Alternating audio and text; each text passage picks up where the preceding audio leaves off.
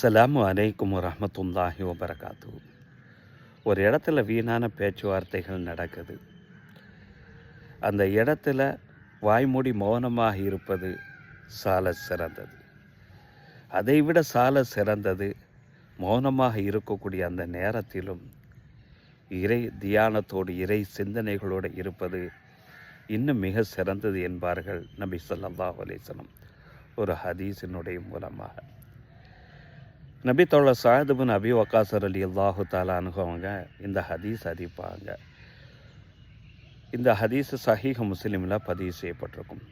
குன்னா இந்த ரசூலுல்லாஹி ஸல்லல்லாஹு அலைஹி வஸல்லம் ஒரு மஜ்லிஸில் நபிகள் நாயகம் ஸல்லல்லாஹு அலைஹி வஸல்லம் அவர்களோட நாங்கள் எல்லாரும் தோழர்களெல்லாம் ஒன்றா உட்கார்ந்துருந்தோம். அப்பொழுது நபி ஸல்லல்லாஹு அலைஹி வஸல்லம் ஒரு கேள்வியை கேட்குறாங்க. அது என்ன கேள்வின்னு சொன்னால், அயாஜிஸ் அஹதுக்கும் ஐயக்ஸிப குல்ல யோமின்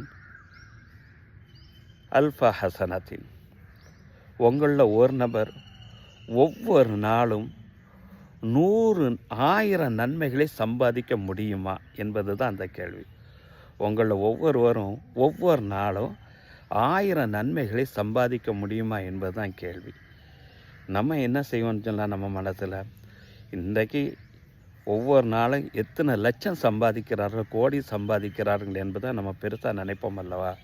ஆனால் அன்றைய காலத்தில் தோழர்கள் கேட்குறாங்க. இப்போ அலகு சாயிலும் மிஞ்சொல்ல சாய், அந்த சபையில் இருந்த ஒரு நபர் கேட்குறார் நபி ஸல்லல்லாஹு அலைஹி வஸல்லம் அவர்கள்ட்ட, கைஃப யக்ஸிபு குல்ல யோமின் அல்ஃப ஹசனா, ஒவ்வொரு நாளும் எவ்வாறு எங்களை ஒரு நபர் 1000 நன்மைகளை சம்பாதிக்க முடியும், அதற்குண்டான வழிகள் என்னங்கிறத நபி ஸல்லல்லாஹு அலைஹி வஸல்லம் அவர்கள்ட்ட கேட்கக்கூடிய நேரத்தில் நபி ஸல்லல்லாஹு அலைஹி வஸல்லம் சொல்கிறாங்க, இஸ்ஸப்பிஹு மியத்து தஸ்பீஹாத், ஒவ்வொரு நாளும் அவர் 100 தடவை தஸ்பீஹாத்துகள் செய்கிறார். தஸ்பீஹாத்துகள்னா என்ன? இறை சிந்தனைகளோடு அவனுடைய திருநாமங்களை உச்சரித்து கொண்டு இருப்பார். அதன் காரணமாக யுக்குத்தபுல்லாஹு அவருக்கு எழுதப்படும் அல்ஃப ஹசனாத், 1000 நன்மைகள் எழுதப்பட்டு அவ் யஹுத்த அனுகு அல்ஃப ஹதியாத், அவர்கிட்ட இருந்து 1000 பாவங்கள் அழிக்கப்பட்டு விடுகின்றது என்று நபிகள் நாயகம் ஸல்லல்லாஹு அலைஹி வஸல்லம் அவர்கள் இந்த இடத்துல சொல்லித்தர்றாங்க.